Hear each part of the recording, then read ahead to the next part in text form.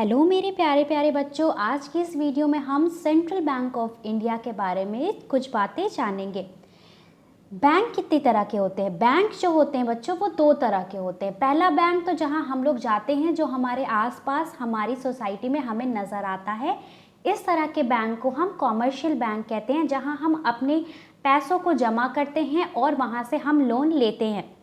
तो जैसे SBI हो गया, HDFC हो गया। आप कमेंट सेक्शन में और बैंक्स के नाम बताइए जहां आप पैसे जाकर जमा करते हैं और वहां से लोन लेते हैं। तो ये सारी जो बैंक हो गई जो हमारे आसपास हमें दिखती हैं, ये सारी कॉमर्शियल बैंक कहलाती हैं। अब इन बैंक्स पर एक नज़र रखने के लिए गवर्नमेंट ने, या फिर कहो इंडियन इकोनॉमी में, एक सेंट्रल बैंक होता है जो इन सारे बैंक पे नज़र रखता है। अगर इन सारे बैंक पे नज़र न रखी जाए तो क्या होगा? ये सारे बैंक्स बहुत ज़्यादा इंटरेस्ट चार्ज करेंगे और सेविंग्स पे बहुत कम ही ज़्यादा इंटरेस्ट अपने डिपॉजिटर्स को पे करेंगे। तो इससे क्या होगा? पब्लिक का नुकसान होगा। तो इन बैंक्स पे नज़र रखने के लिए एक सेंट्रल बैंक होती है जो कि इन सारी बैंक्स की एक्टिविटी को सुपरवाइज करती है, यानी मॉनिटर करती है, देखती है इन सारे बैंक्स की एक्टिविटी को कि कोई बैंक ऐसा तो नहीं कि बहुत ज़्यादा लोन दे दी हो और आने वाले समय में दिवालिया हो जाए, तो लोगों ने जो उस बैंक में सेविंग्स किए हों उनकी सेविंग्स डूब जाए। इस तरह से रिजर्व बैंक ऑफ इंडिया जो है वो इंडिया की सेंट्रल बैंक है। नेक्स्ट जो इनका काम होता है कि ये मॉनेटरी सिस्टम को कंट्रोल करती हैं। किसी भी कंट्री का जो मॉनेटरी सिस्टम होता है, यानी नोट्स को इशू करना, क्रेडिट को कंट्रोल करना, इस तरह की जो चीज़ें होती हैं, ये सारी चीज़ें भी सेंट्रल बैंक करती है। Chief executive is appointed by the government.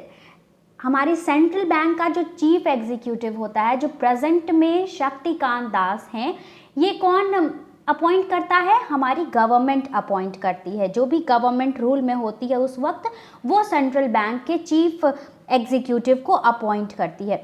अब हम जानते हैं सेंट्रल बैंक के कुछ फंक्शंस को।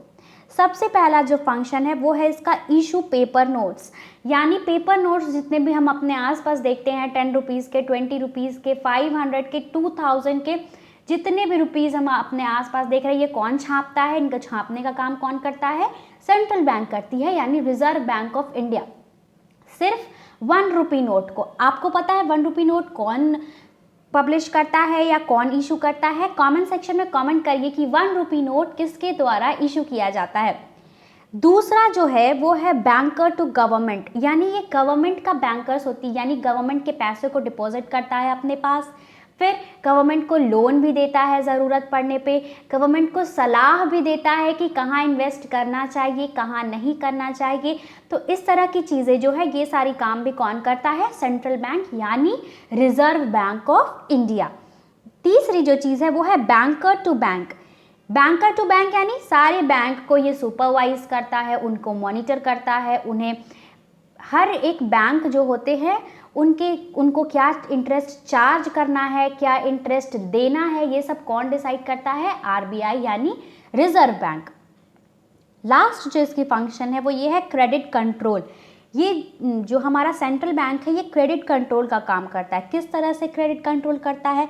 तो एक बैंक रेट डिसाइड करता है, यानी एक बैंक जो होती है वो हर एक बैंक, यानी कॉमर्शियल बैंक, वो सेंट्रल बैंक के पास कुछ रिजर्व जो है वो डिपॉजिट करती है। जैसे हम बैंक में जाके जमा करते हैं ना, वैसे ही हर एक बैंक को कुछ पैसे सेंट्रल बैंक के पास डिपॉजिट कर रहे होते हैं। सेंट्रल बैंक रेट डिसाइड करती है, यानी किस रेट पर इंटरेस्ट चार्ज होगा।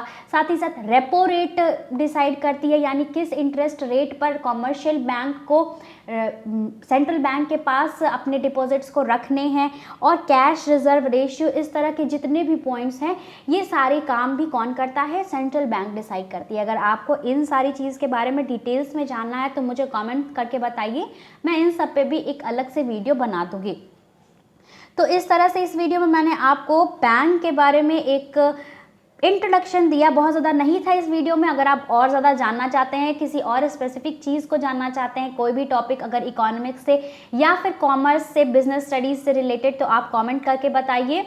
मैं उस टॉपिक पे वीडियो बनाने की कोशिश ज़रूर करूँगी।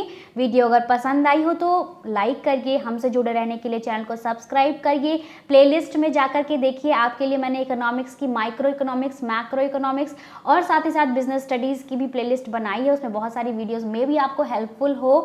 तो इस तरह से अब वीडियो को यहीं ख़त्म करते हैं, मिलते हैं नेक्स्ट वीडियो में।